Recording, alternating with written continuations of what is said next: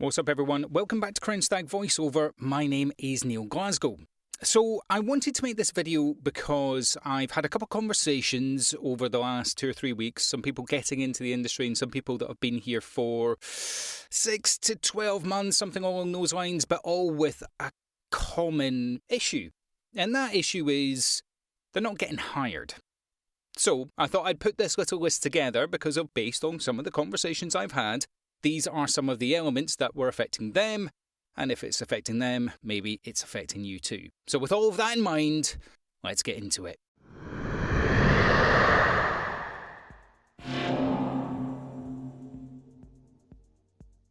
Okay, so the basic gist of the conversations that I've been having have been around not getting hired. And this happens. You need to know if you're getting into voiceover, not getting hired is something that's going to happen more than it is getting hired.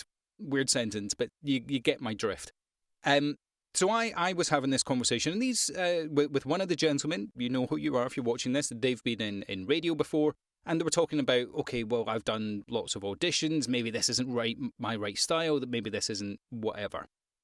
And with one of the conversations I had, they came out and said, I've done 200 plus auditions and I haven't got any work. And that was a little flag to me. Because if you're 200 auditions in and you haven't had any response, you haven't been hired, chances are something's going wrong. So this is my quick list of what might be going wrong, and they are things that you can try and fix. Okay? So, number one, your technique isn't quite there. So what do I mean by technique? This is how you voice act.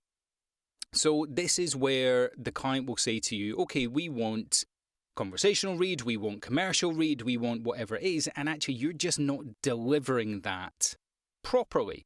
You're not giving them what they want to hear because your expectation, your estimation perhaps of what that delivery is, that technique to get to that point isn't there.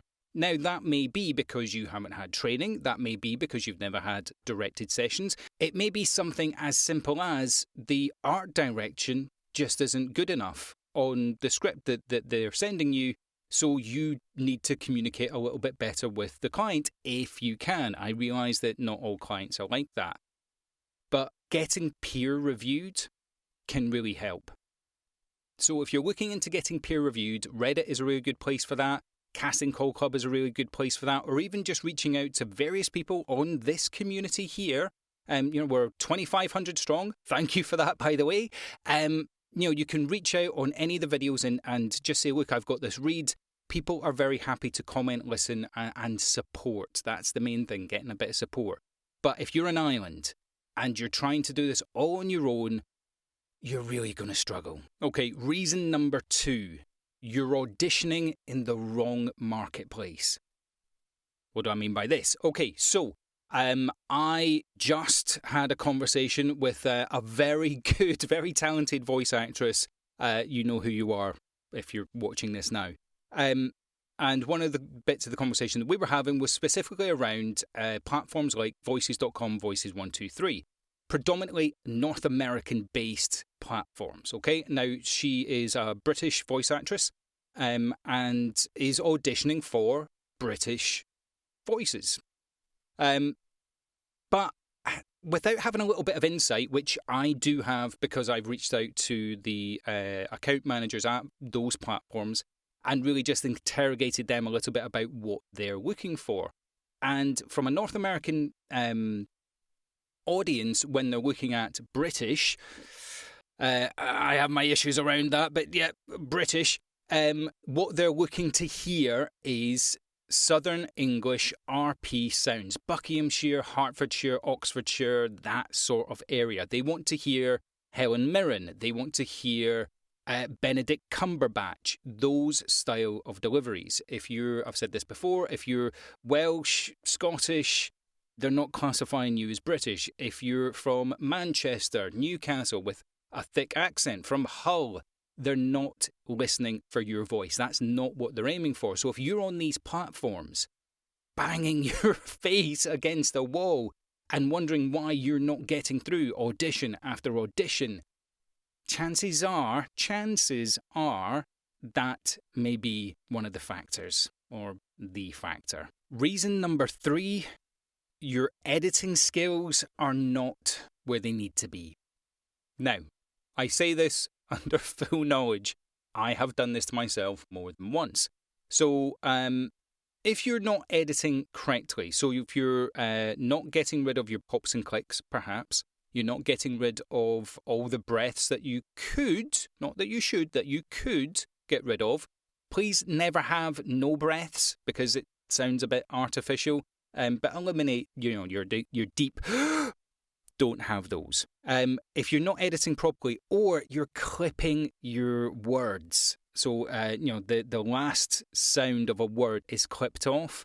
It's all reflective about your delivery of a project. So if someone's listening to your audition, they go, "Yeah, that sounds really good, but this bit was wrong, that bit was wrong." What they're hiring is not just your voice. In most cases, if you're on one of these platforms, they're hiring your editing and production skills. So you really do need to get your workflow done really well. You need to get it to a point where it's done quickly so that it's beneficial for you, but it's done to such a high quality that they don't feel like they need to also engage an audio engineer. And when you're working with a lot of these pay-to-play platforms, not all, but a lot of them, they are expecting you to deliver a finished product.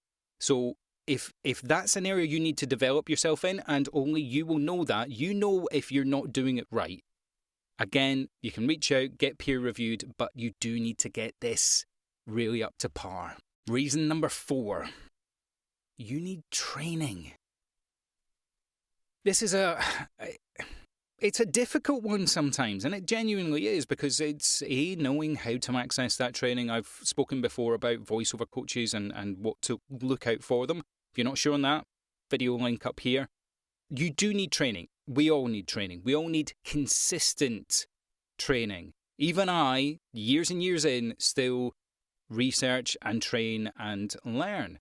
I will not land every audition I go for because my delivery, my acting skill, perhaps for that role, isn't right. So you do need to know how to do this. Now, I had a conversation with someone, and again, this is one of these people that I was talking about this week, where they don't feel that their range is where it could be. And they were talking about doing e-learning, doing corporate reads, all that sort of stuff. Absolutely fine. But I always say to people, try not to niche yourself down. And the reality is that you can practice to develop character voices. Now, I'm not talking about doing Smeagol or doing cartoon voices, anything like that, but you can emote in various different ways. You can be sinister, you can be the hero, you can be calming, whatever it might be. You can do so many things with your voice naturally if you get a little bit training. So please, please, please, before you give up on this, and that's what this video is really all about, is telling you not to give up.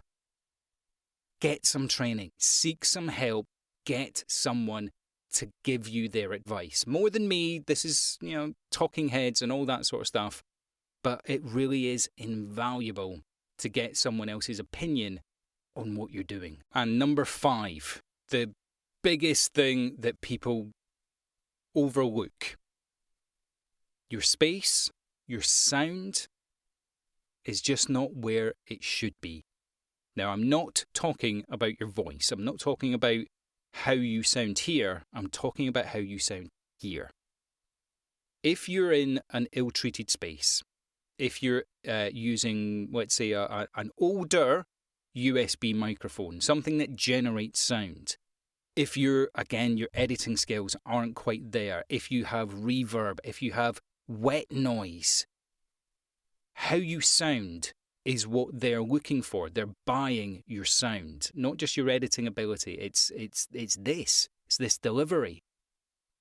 And forgive me, if they can hear all that hideous, I apologise, sound in your mouth, that is what they expect to hear. Doesn't matter if they can hear good quality.